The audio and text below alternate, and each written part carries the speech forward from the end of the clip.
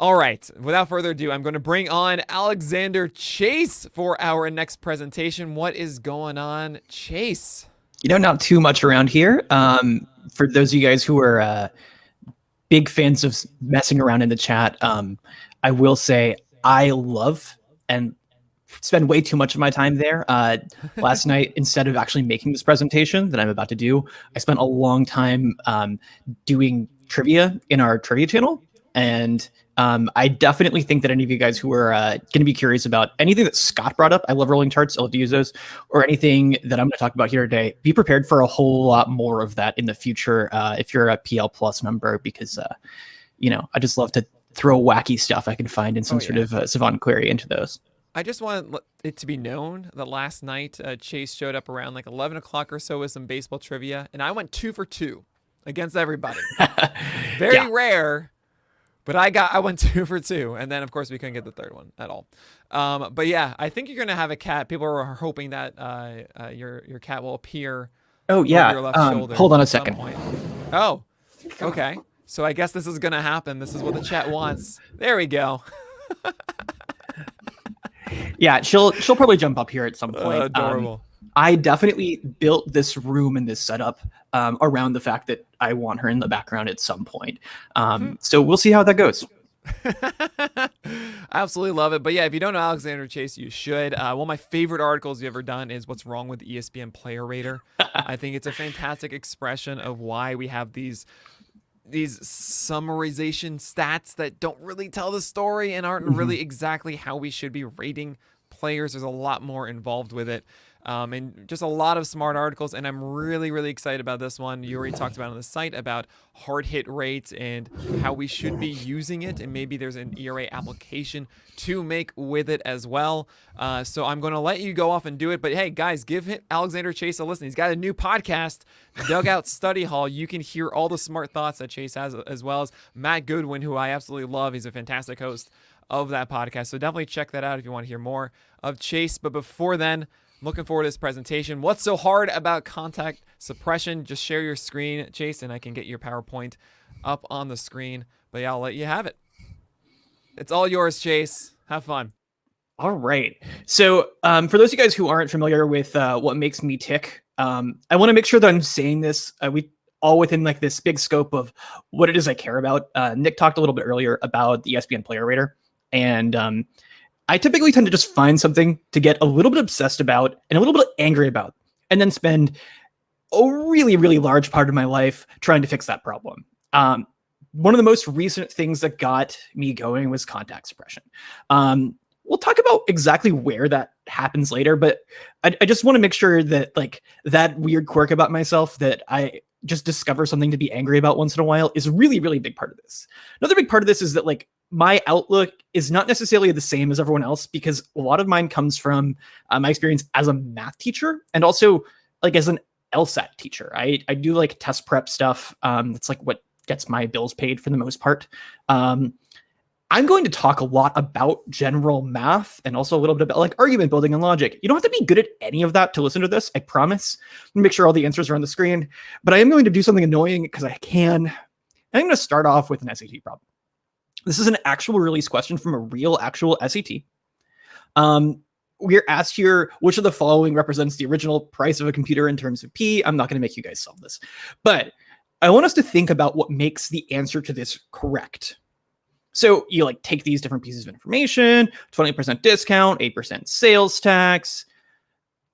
If you build out this like equation in terms of words to figure out what it is you actually want to solve for, it's not that crazy. I know for sure that the price that I would pay would be like my original price times like some sort of discount factor times the tax as well. The order actually doesn't matter. Fun thing about multiplication, we plug in the numbers. And then you'll notice there's like a bit of a trick to this problem. They actually want you to solve for the original, not for the price paid. That's all well and good. I actually don't think this is a terribly difficult problem. It's supposed to be confusing to you, but like none of the math is that hard. I brought this particular problem up, not just because I saw that a student I recently did a practice test with got this one wrong, because I felt like this is one of the best examples of how when we get outside of the confines of like the math classes we're used to and have to do some of the problems on our own, things get really confusing. all of the different answers and all of our work are pretty much nonsense without like an actual guiding question. You can ask a lot of different things here. You could ask for the price paid. You can ask for the original amount. You could ask for how much of the original price they're paying after the discount. You know, there's a bunch of different stuff in here that these different variables can like send you off towards. You can also like make some incorrect assumptions. That variable lowercase p, is that the price that's paid? Is that the original price? Here it's the price paid, but that's not exactly obvious if I don't tell you that, even within the context of all of this. I bring this up because in the baseball realm, the stuff that we have on our screen is really, really indicative of the sort of mess that we get ourselves into. It's our job to come up with good questions that are worth asking. We're not always very good at it. The goal of this presentation is to talk about context suppression, but so much of what I care about is really how we talk about it, not just how we calculate it. So I'm opening up, actually continuing kind of off topic, by talking about, well, how to be right about it more than actually how to calculate it. So there are a few different like buckets of questions we typically ask questions about. We want to know like how good a player's results were, you know, their ERA, their average, the number of wins they had. A lot of those are going to have some sort of influence from something beyond a player's control, right? We might then try to figure out how lucky they were in order to eventually figure out how good they were. These like different luck rates that we found, like BABIP or home run per eyeball rate. We might use those to try to adjust their results in some way to figure out how good they were. I've noticed that I put my win there for arguing online because I feel like that's typically where we use a lot of these things. But you might see stuff like XFIP or XWOBA that try to erase some stuff. I put WOBA as an example of how good a player is because it tries to solve some of the problems, but it doesn't try to solve everything. It's a really good number. WOBA's cool. Finally, you have the bottom right corner, and this is where some stuff gets a little bit weird. How good a player is going to be, you have to insert some of those luck factors back in, right? Projection systems are going to do some of that. Now, PCRA I have down there, it doesn't include a whole lot of that luck back in there. It instead just like assumes regression to the mean, different tactic. I bring all this up, though, to note that like we need to actively be thinking about questions whenever we're looking at any sort of baseball stat. It's not just a good enough thing to say like, all right, here are a guy's stats, go for it. And way, way too often we actually kind of do that rather than trying to purpose build a particular task in mind and get the actual answer. So here's where things are going to get kind of weird. And for those of you guys who, I don't know, haven't tried to do this on your own or usually just used to like hearing the stats someone throws at you, I think this is part of the area where we can really talk about how to better be self-critical. There are a few questions we're going to ask. Like here, I have a really specific one. Among pitchers who faced at least 100 batters in 2020, who struck out the highest percentage of their batters. So I can pull a really specific query. I can really specifically find the answer to this. There is no argument. Top of the list is top of the list. It's easy. Your batters struck out of batters faced is your strikeout rate. We call that strikeout rate without saying it's strikeouts per batters faced. People who are really familiar with it. I'm going to go off on a tangent here to say I really hate it when there is some ambiguity about what things might mean in terms of like something being called rate when it's maybe not deserving of that. I was not exceptionally versed in a lot of like the hard baseball stats that a lot of people are going to use. When I say hard, you know, like the newer stuff, like anything you're going to see on Savant, but also really, I didn't know what fit meant 18 months ago. And I kind of just threw myself into this because I was bored. I've been playing fantasy for a while, very poorly. And I feel like once people started unpacking things for me via podcasts or online in a way that was really celebratory of these tasks and questions, things got easier. But I bring this up here. Not everything is this easy. We're going to have to make judgment calls. We can't always just purpose build a one-to-one answer to a specific question. And that's like the essence of a lot of the work and research that we're doing, I guess, throughout this entire couple-day conference, is trying to answer some of these harder questions. And one of that's just going to mean being less wrong. A lot of the questions that we're going to answer, like the ways we're going to be wrong are really, really different, but I want to talk about a couple different buckets. The first one I have up here, just data says no. This is like one of the three assumptions types that would be like bad. They would typically ruin our answers and make us embarrassed in line. These are like kind of just a general catch-all bucket that I wanted to throw out. The data says no one. I might just assume that, the Yankees have been good. So their record in 1994 is good. I have no idea what the New York Yankees record in 1994 was. I could be wrong. I'm not going to look it up. And I feel like that's just generally the approach that a lot of us are going to take very, very often. I'm going to assume that, Nelson Cruz had an above average barrel rate in 2015. But you throw out a couple of these where you're just kind of running from your gut. You're going to be wrong once in a while. I'm not really worried about this. We're going to get into this more. Mismatched concepts is like one of the ones that's actually difficult here, though. That's what happens when the thing that you're measuring doesn't tell you what you think it should mean. So you've got like an assumption about what something means, and something or somewhere along the way the wires have gotten crossed. Well, last one is overlook possibilities.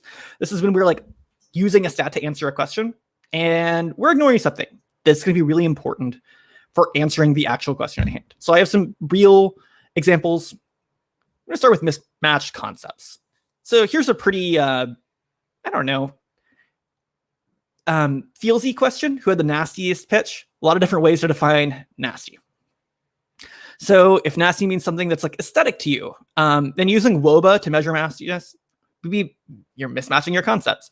WOBA doesn't tell us anything at all about aesthetic value. Purely from an aesthetic point of view, seeing Dustin May's two-seamer here just absolutely embarrassed Manny Machado. A lot of people react to that very strongly, including someone who was notably on a panel earlier today, a Pitching Ninja, who awarded this, I believe, the filthiest singular pitch of 2020. I'm an on-the-record Dustin May hater. I just want to say that this is a beautiful exchange, and everything about this is just objectively pretty. When I say objectively, I'm wrong. It's really subjective, but like it feels like this should be pretty. But if you were to use WOBA to try to capture that, that'd be a mismatched concept. You're confused. These are really easy errors to clean up. As long as we're communicating clearly, including units on stuff, we're not going to make too many of these.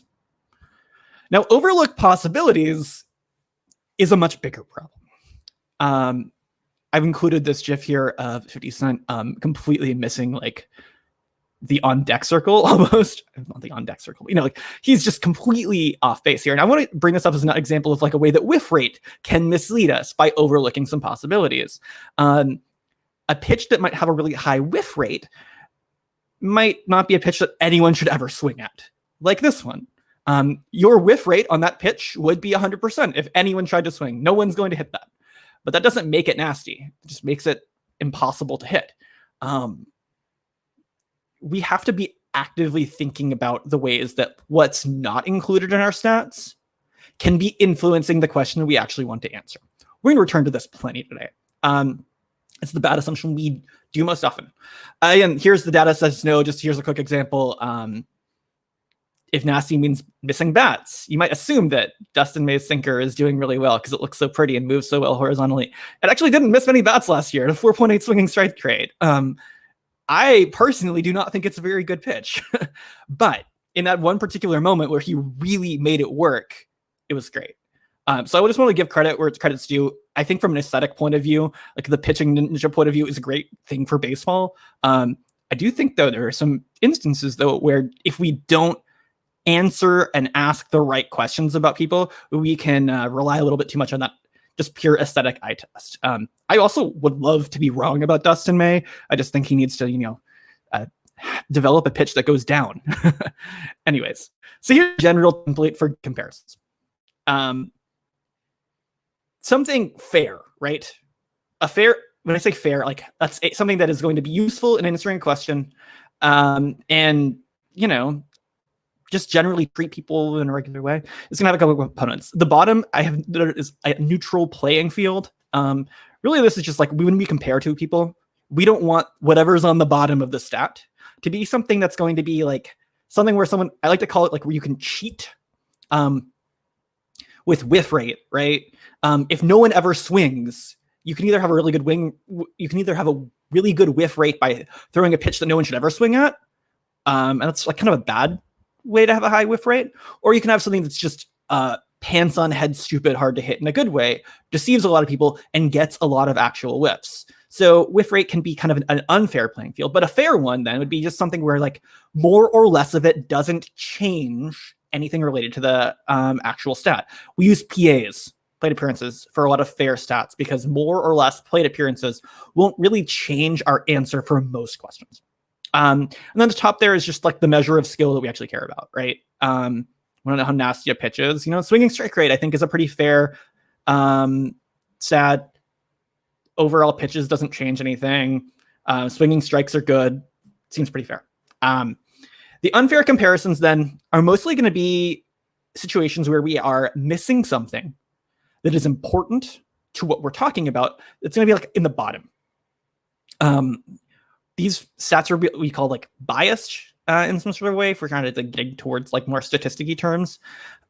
Situation specific stats are really often going to be unfair comparisons then.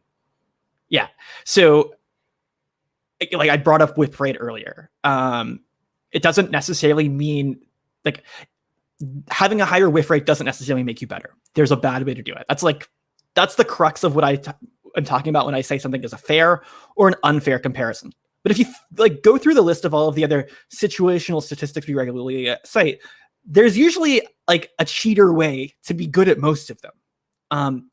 And that sets us up for a lot of different sorts of failure. I promise I'm going to use this a whole lot both today and elsewhere. So I promise you I'm getting to actually something on topic. But I think this is a really important thing for a lot of people to consider beyond just contact suppression. We like to compare players a lot. Who you're going to draft at a particular spot. The bottom of a comparison stat is going to have a lot of different possibilities for bias, a lot of different situations. We really got to be careful with them. Okay. The big idea, the big problem, when we use them, we assume that what happens when the batter doesn't swing, doesn't matter. It's usually not true. So with this big groan, let's actually compare some pitchers. I really hate this sort of let's just throw up some savant sliders sort of way of doing things. We'll talk more about why I hate it, but like this is really rough around the edges in a lot of different ways. Is red good? Is blue bad? We'll talk about that later, but let's compare some people. So we want to answer a question. Who struck out more batters? By the way, just flipping around, these are all the same two people, okay? The guy on the left, that's pitcher A here. Guy on the right, that's pitcher B here. So we want to know who struck out more batters. The stat we're going to use is strikeout rate, right? I listed a few other stats here that are related to the question that people might look at when trying to evaluate these things, but you want to know someone's strikeout rate. That it tells you who struck out more batters given their opportunities to strike people out, which are plate appearances. Per nine stats, that would tell you like what percentage of outs a guy had that were strikeouts. That's kind of like a misleading thing.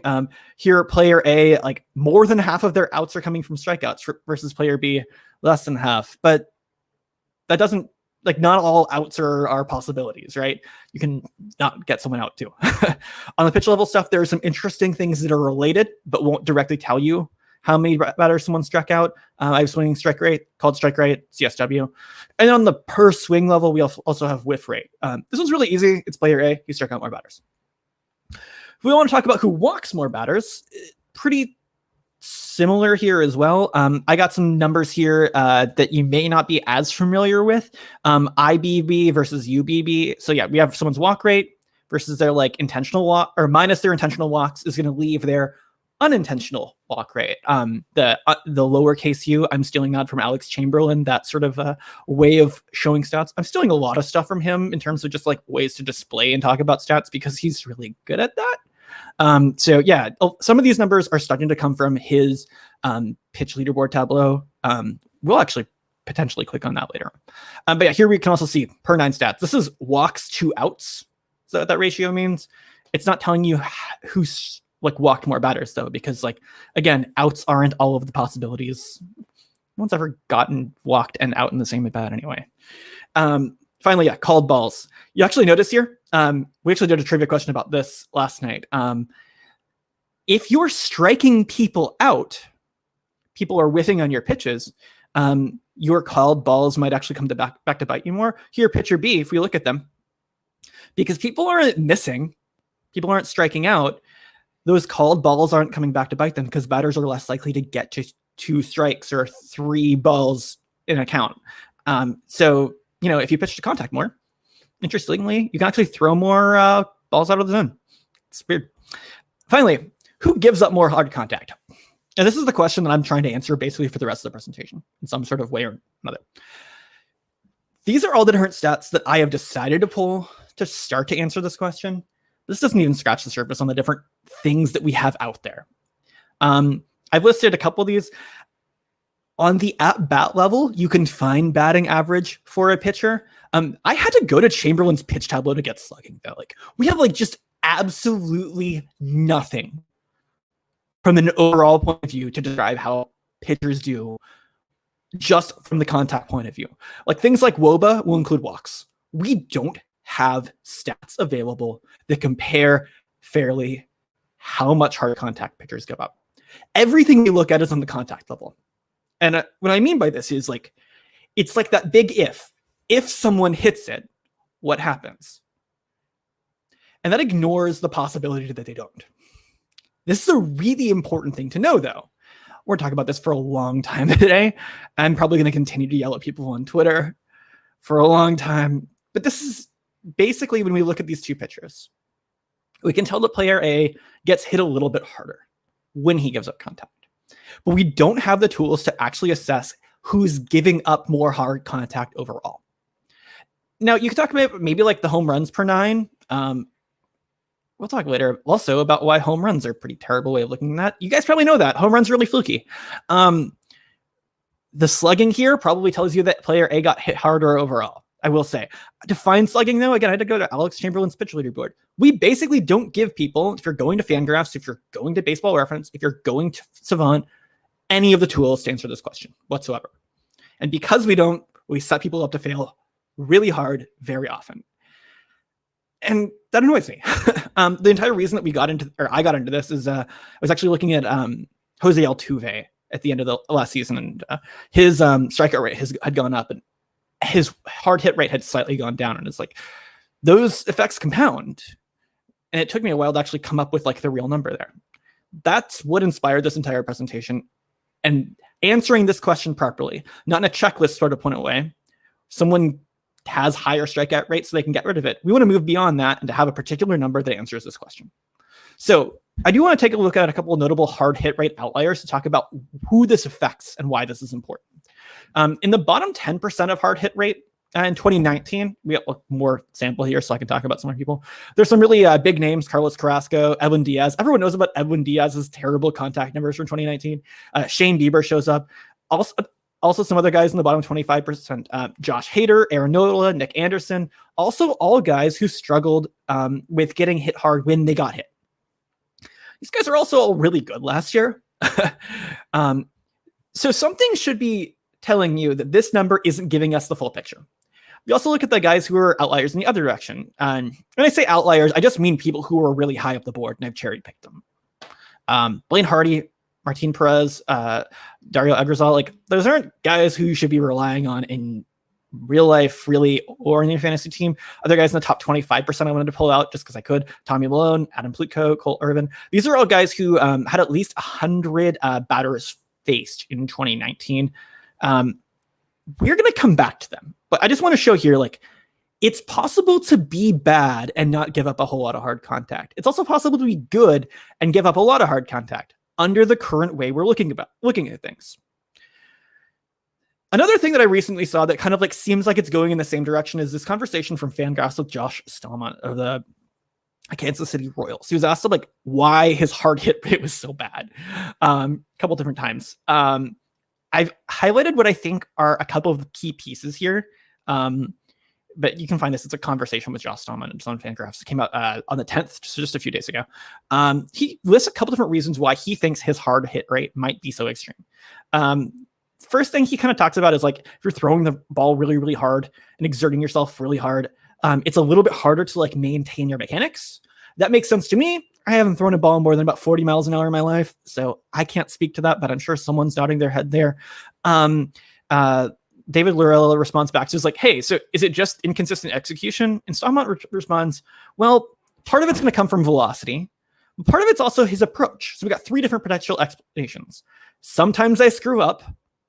I throw the ball really hard, and I'm being really aggressive.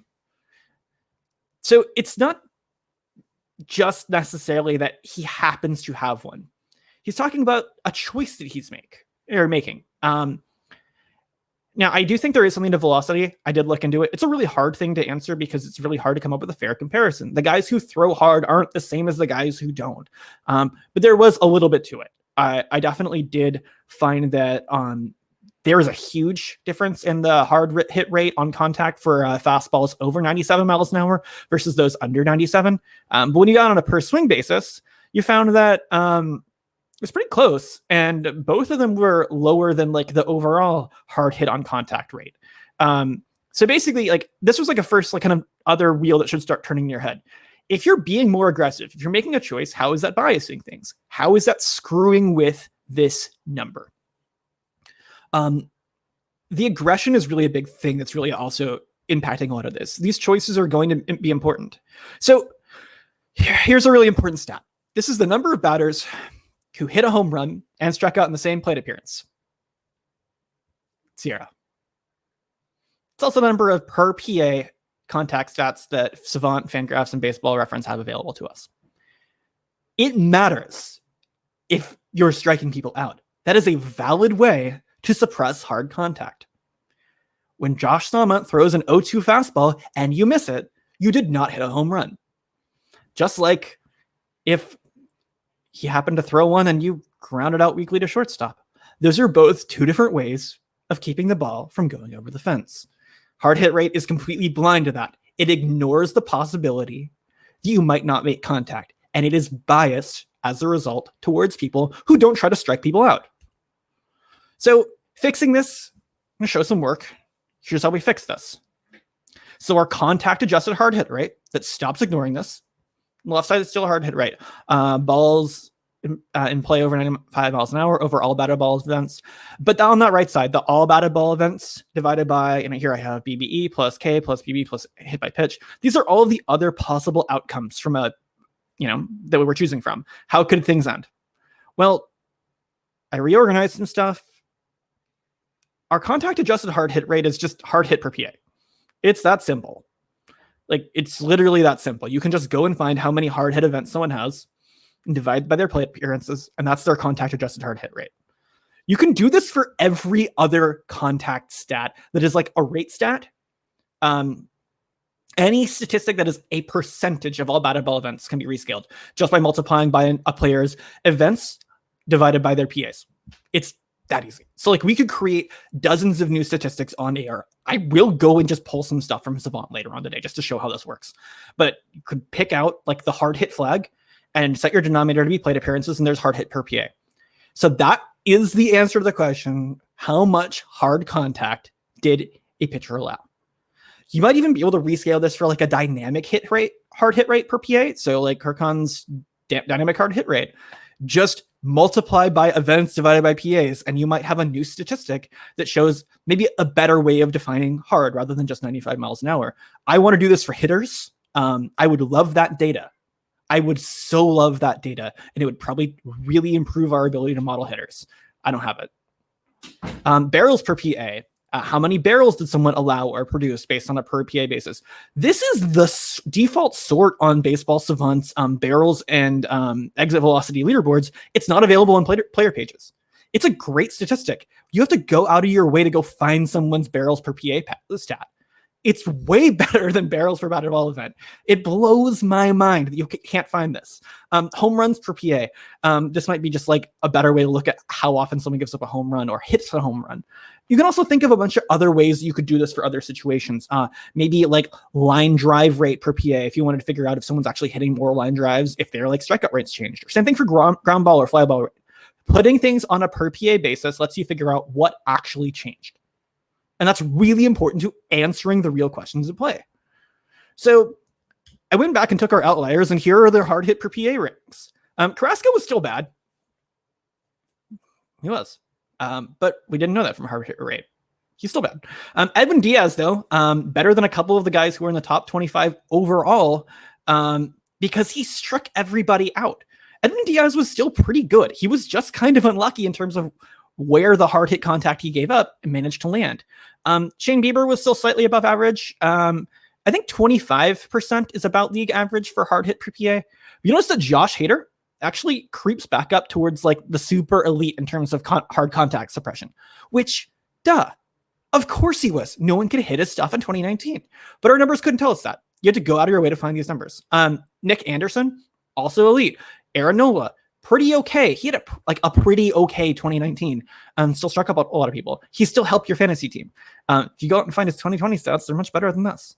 You'll also find these guys on the right side because they didn't strike anybody out. Those like sterling hard hit numbers decline. Adam Plutko was worse than Edwin Diaz. He was worse than 4 of the 6 guys on the left side. So these numbers are really, really well set up to mislead people and draw us to the wrong conclusions if we don't actively fix them ourselves. I want to return back to that example earlier. I'm going to scroll back over here. These guys. When I wrote about this previously, these are the guys I chose. They are Dallas Kekel and Tyler Glasnow. I actually realized that I have them flipped on the wrong side here. But Tyler Glasnow is the guy with all of the Ks, and Dallas Kekel is the guy with the good hard hit rate. But if you compare them, so Kekel strikes out 22% more batters. He walks 3% more. He has a lower hard hit per PA rate.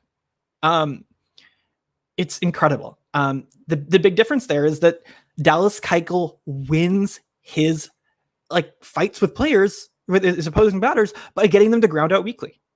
Glasnow wins his fights by getting them to strike out. The bad end results are about the same. Their walk plus hard hit rate ends up being within 1 or 2 points of each other. Now, they were definitely very different in 2020 in terms of their actual outcomes. Glasnow gave up some really bad hard contact. He gave up a lot of home runs. So yes, part of the story is not here. And Kekel got kind of lucky in terms of home runs. But Glasnow actually ends up with a better xERA. If you only use hard hit rate to create ERA, Glasnow ends up with a better... I've made that stat. It's like Hera is what I'm calling it. It's still very much in beta. It's got some problems. But we would not know this unless we actively sought this out. That Tyler Glasnow gave up less hard contact overall than Dallas Kekel. And it's incredible to think about it this way.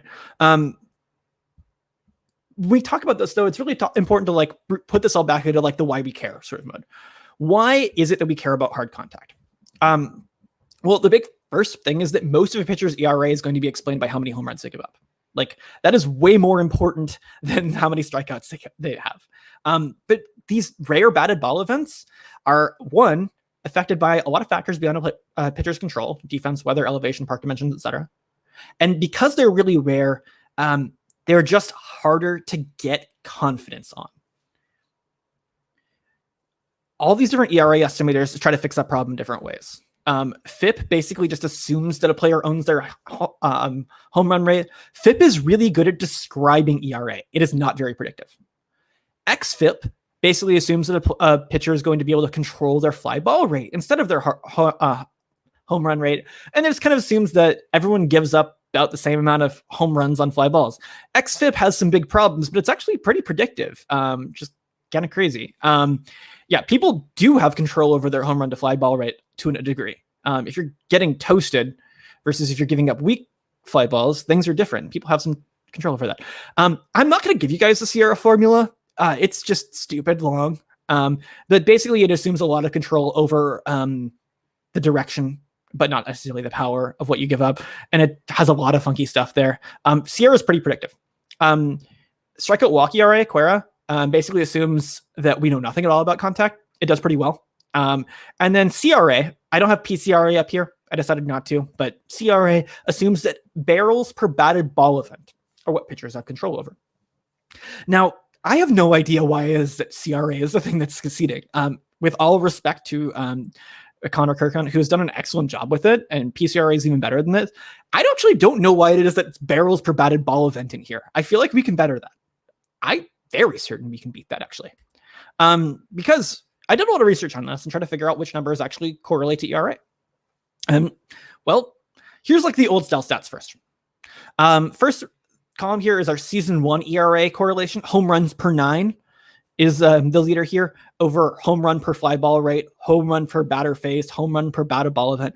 Basically, per 9, that's what ERA is. It contains all of the same kinds of wrong that ERA does. Okay, but if you want to know exactly how good someone was, home run per 9 is going to correlate most strongly. Incorporate some interesting information about a pitcher's ability to get people out. That's why it's so good. Season 2 ERA correlation, strikeout minus walk rate is going to be the most correlated. Do note that, like, look at all of these home run numbers that just absolutely don't carry over from one year to the next. Not even helpful for figuring out next year. But strikeout minus walk rate, pretty helpful. Correlation to self in the next year, just straight up strikeout rate, it's going to be our best one. Again, look at how poorly all these home run rates are performing. So that's why FIP isn't predictive. It's not built to be. It's just a descriptive statistic that tells us how good someone was. Other things just to pick out, walk rate's pretty stable. A lot of the stability from K minus BB rate just comes from strikeouts. So, okay. So if we then take all of our fun savant numbers and we throw them through some of these same tests, we can actually learn about what numbers we should care about when we're putting things into ERA estimators or trying to figure out how good people are. The strongest correlation is not barrels. It's actually hard hit per 9. I wrote up a piece like, is hard hit per 9 the best one? My answer is kind of, but not really. Hard hit per 9 happens to be the most similarly wrong, but it also includes information about pitchers' singles, doubles, and home runs. It also stabilizes faster. We'll get to that better. But basically, the crux of my research that I found out is that hard hit rate for pitchers is something we should care about much more than barrels at every different stopping point in every different formulation. Hard hit beats barrels. In terms of season 2 ERA, it also correlates more strongly. Now, part of this, and people have brought this up, is that it has some covariance with strikeout rate. But as we talked about earlier, of course it does. Strikeouts are a way to keep people from hitting the ball hard. There are 2 ways to do this, but we want a fair one. And if you're putting this in, you're eliminating paths for the number to mislead you.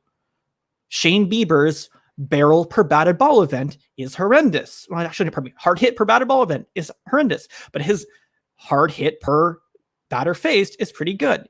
So if you want an actual number that's going to go into your ERA estimator and tell you how much value is added or subtracted from the ERA, you need it to be scaled to the amount of contact they're actually giving up. Per BBE stats probably shouldn't be our best path to good ERA estimators.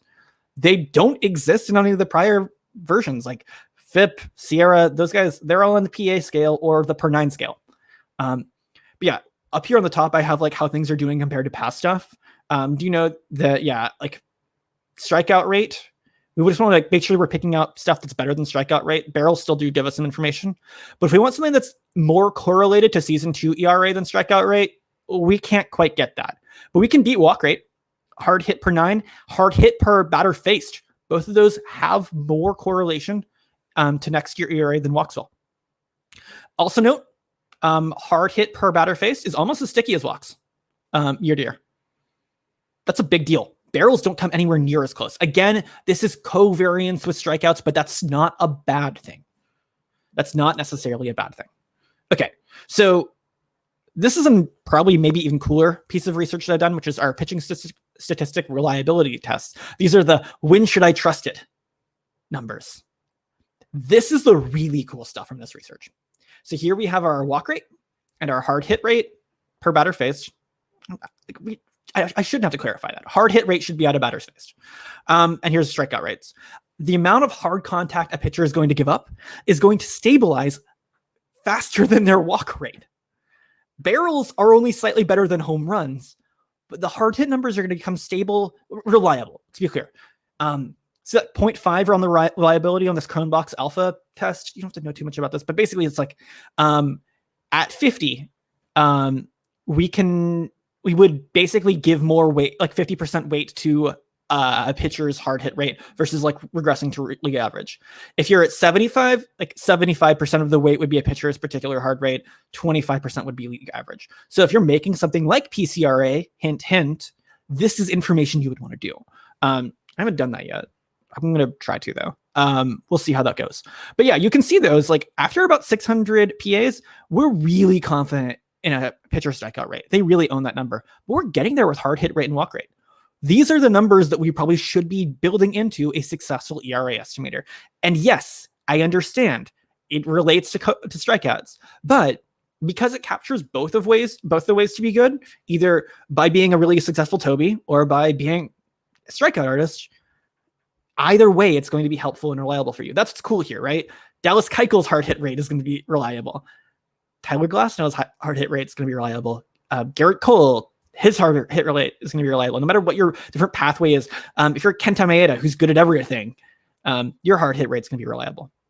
Okay, so this is kind of where we get towards our conclusions, applications. Per 9 stats are going to look really good in the correlations. You should somewhat trust them. But if we talked earlier about like things that are going to predict the future, we talked about like putting back in those elements of luck. I think that per 9 stats could actually be helpful. I built in hard hit per 9 into my ERA estimator just as like to see what happened, and like it got better. It was pretty much in line with the old version of PCRA. I would love to copy Kirkin's way of like regressing to the mean because it's actually really statistically smart. Maybe tweak the numbers, see if I can't best it. He's done some really cool stuff, and I want to make sure that when I say I want to beat him, it's because he's doing really good and he's doing some fun stuff. Per PA stats, another thing, they're going to massively outperform per DBE stats in any sort of like trying to talk about future success. We should basically not care about someone's hard hit per batted ball event if we're trying to talk about how good they are. Hard hit per BA stabilizes very fast. We should care about it soon. Like we're talking, let's flip back here. This is batters faced.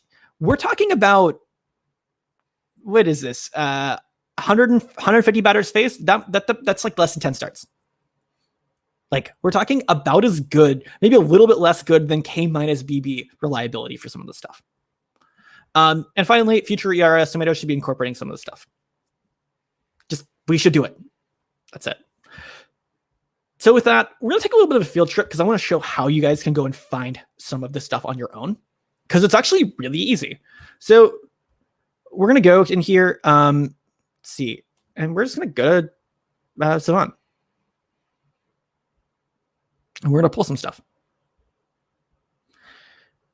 So I'm going to search, and I'm going to show you guys how I typically find someone's hard hit per PA, or we can do barrels per PA as well. So in this case, the nice thing is that it will not load. It's fine. Yeah, so hard hit, it's a flag. If we want to figure out hard hit per PA, change your total pitch parameters because this is your denominator, and you can just select plate appearances. From here, if I want to set it to 100 batters faced in 2020, great. So then I'm going to make my search be pitch percentage. So when I'm sorting, and I'm going to make it ascend so that my best players will be at the top. And here are my best players by hard hit per PA. Some really elite guys. Kenley Jansen's really good at suppressing contact, period, and getting strikeouts. I have some belief in Kenley Jansen's future success, even if the strikeout rate dips. Devin Williams, super elite. Duh. We also get some names that are like maybe a little bit off our radars, but still really good. I love Kenta Maeda. I will continue to love Kenta Maeda. James Karinchak is really good. But you get some other guys who are like less well-known. Wander Suero, I would really love to see him take on more responsibility in that Washington National bullpen. Max Fried's good, by the way. Max Fried strikes people out and suppresses hard contact. He does both. Corbin Burns. Musgrove's up here. Here's some really interesting stuff. Friday Pirate, Ryan Yarbrough, exceptionally elite. Look at that right there with Jacob deGrom. Now, he's not getting all the strikeouts. Remember, his wins are almost all going to come in the form of weak contact. So some of those people are still going to get on base, whereas Jacob deGrom, it's just like, you're screwed. Other guys are really interesting. Ian Anderson. So this is a really fun search to do. I would suggest you guys do this on your own. Now, another statistic that I was talking about last night is like, I called it the ultimate Toby stat. So I'm going to change this from hard hit rate or hard hit. And I'm actually going to try to basically emulate weak hit. So here's exit velocity, and we're going to make it less than or equal to 95 miles an hour. And we're just going to perform the exact same search now with that installed. Oh, I probably should change the directionality of that. Should I? Yeah, so this is weak hit rate. I'm going to Josh Stahlmann, very last in weak hit rate. So these are the guys who are producing the fewest number of weak ground balls. Shane Bieber, if you're hitting him, you're hitting him hard. Devin Williams, if you're hitting him relatively hard. You're not hitting him. I'm not worried about that. I'm going to go ahead and change this to descending.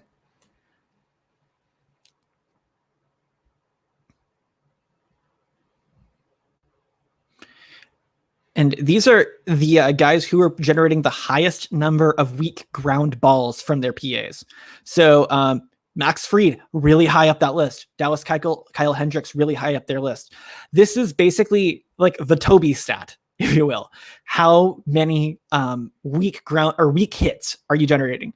Now, some of these still leave the yard. I remember there's a Elvis Andrus home run into the crawfish boxes last year in the ninth inning off of Ryan Presley that went like 93 miles an hour because like the crawfish boxes out there, and yeah, that's what I call them. They're the crawfish boxes out in Houston are just ridiculously easy. But there's a lot of other guys that are really high up this list. When I did this last night, I made it 200. So this is actually a trivia question I gave last night. I was like, who's the top 5 in a weak hit among minimum 200 PAs? This is the search I did. Ryan Yarbrough, Kyle Hendricks, Dallas Keuchel, Mike Fiers, and Julio Urias. I called him a stealth Toby. People forget about him because he's actually really good at a lot of the stuff. His strikeout rate's only 20%. So a lot of really cool stuff here. I haven't talked a lot about barrels. I guess I should probably do a 1 barrel question just to show you guys. This stuff's available elsewhere.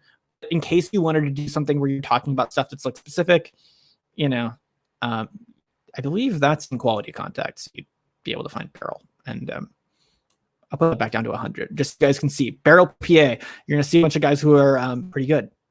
By the way, also, just another thing, the stuff all works for batters too. Just change the direction, make it batters instead of pitchers.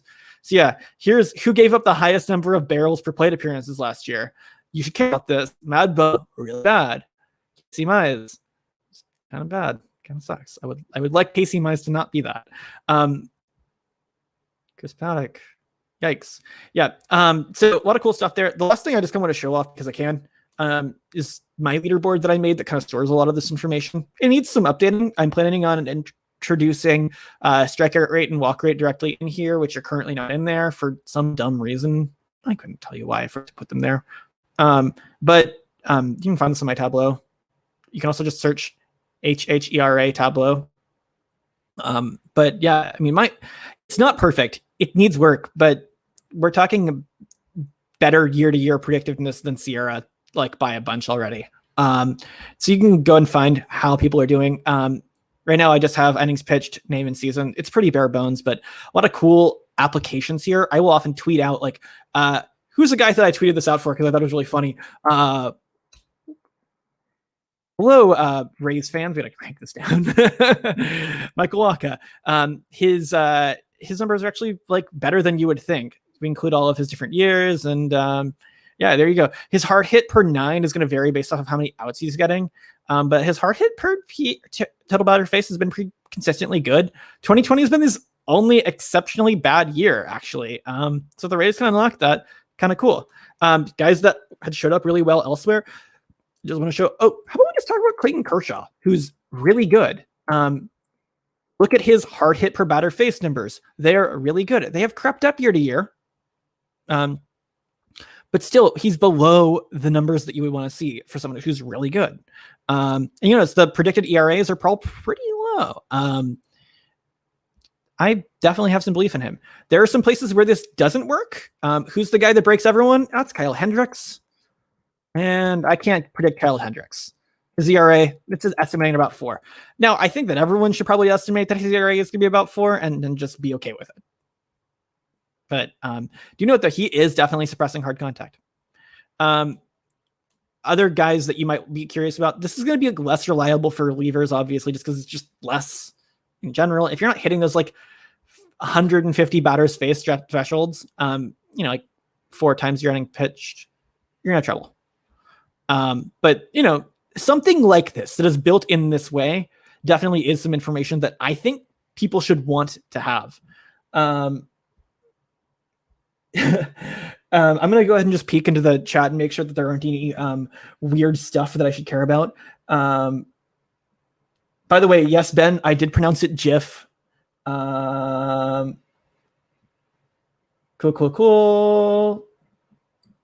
Yeah, if you guys have any questions, I'm looking, by the way, at the Twitch chat. So if you have those,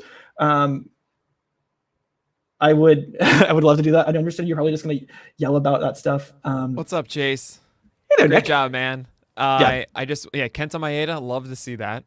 Oh yeah, I let's saw go Michael through him. Lorenzen. I saw Michael Lorenzen up there too, which is pretty Yeah, interesting. yeah. I'm a big believer that Lorenzen could potentially put it together. A lot of ifs. Well, I love the fact that you brought in the Friday Pirate, crawfish boxes, which I will refuse to ever say Crawford boxes.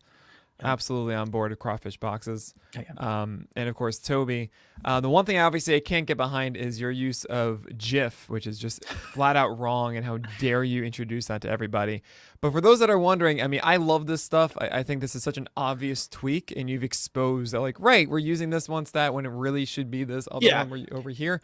In some ways, how, I mean, even if you saw those tables, there was K per 9 and then K percentage, and K percentage was just better. And I remember making that transition myself about 4 or 5 years ago or so. And I maybe actually 6 now. Oh my God. But doesn't matter. Those kind of transitions just kind of happen as we go along. Yeah. I've seen that some people have noted, I think Ahedo even said, like, hey, we should get this on the PitchCon leaderboards. We want to do this stuff. This stuff is theoretically possible for us to do. The only issue is that it costs a lot to license Statcast data. We're not gonna just copy it and scrape it from them. So if you guys want to see this stuff, which we want to do, you have to support Pictureless. You have to help get PL Plus. Hang out with us in the Discord. You can do all these trivia challenges with Alex Chase. We have our baseball trivia channel. It is amazing. You can talk to Chase too about all of this stuff. You're often inside of Plaid, which is Pictureless After It's Dark, and our voice chats inside of our Discord. So definitely consider that and help us get there. I would say I would really love it if this entire leaderboard that I have it up here was completely superfluous and then we just find it on Spawn. Like just give us the stuff. It'd be so easy. They could do it this afternoon. Hey, you saw, I was talking to Petriello yesterday. He's saying there's 9 levels between him and actually the person that gets to do that. So yeah. I'm sure it's not Petriello in particular. But whoever it is, they could do it this afternoon. Yeah, they could do a lot of things. We're going to try and do all the cool things in the meantime. So if you want that stuff to happen, help us get that done. And we can do that. But this was a fantastic presentation. I think it'll be heavily referenced when it's on YouTube next week. And definitely check out your article, Alex. What was it called again? It's called like hard hit per 9 Statcast best hard contact metric. I should have another one about like the same stuff, but mostly for hitters, and a lot of like the stuff about how to be right, basically built in, that I'm trying to get published in the next few days as well. So nice. Be on the lookout for that. And it does seem like something that projections should be looking into. So hopefully we can see if that works or not. I don't know. But Chase, this was a fantastic presentation. Really, thank you so much for doing this. And of course, your special guest over your left shoulder. Not done it without them. Yeah, of course. Her name is Kat, by the way, because I'm lazy. No, seriously? Yeah. It's just Kat. Well, it's got parentheses or quotation marks, so it's Kat. She doesn't respond to it anyway. I give her a real name. Unreal. Call her GIF for all of us, okay, Chase? That would be very much appreciated. But all right, I'm going to move on here to CC Zenka. Chase, this was fantastic. Glad it all worked out, and thanks for being here, man. Of course, I'm excited to watch the rest of the stuff.